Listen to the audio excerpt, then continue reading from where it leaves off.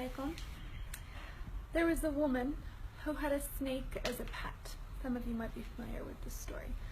And she took care of that snake and fed it. This is actually a true story of a woman in India who had this snake as a pet. She used to feed it, love it, and used to sleep next to it every night, and the snake would wrap itself around the woman. Until one day, the snake stopped eating completely. Whatever the woman would feed it, it would just completely stop eating. So she got worried about the snake's health. She didn't know what to do. Surprisingly, the vet asked the woman, "Does this snake sleep next to you?" And the woman was like, yes, it does. It wraps itself around me every night. The vet actually went on to tell her something shocking. He told her that this 4-meter long snake that hasn't eaten in a few weeks is actually, this python is actually not sick at all. It's just preparing to eat you.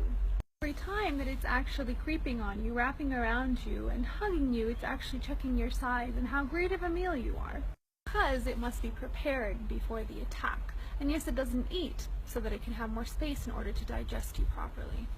The moral of this story, of course, is that even with people who are very close to you, people who you're very affectionate with, they can have very bad intentions.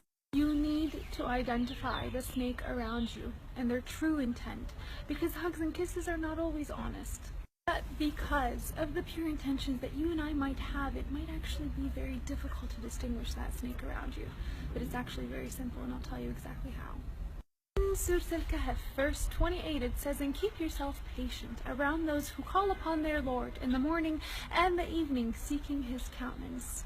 And do not let your eyes pass beyond them because of desiring adornments of the worldly life. And do not obey or be with the ones whose hearts have been made heedless of the remembrance of God, and who only follow their own desires, and whose cases have gone beyond all bounds."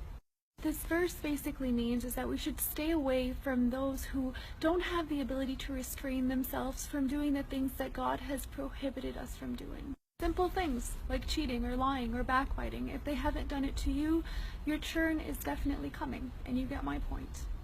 And may God always protect us from any evil and keep us around those whom he loves and do the things that he loves and approves of always.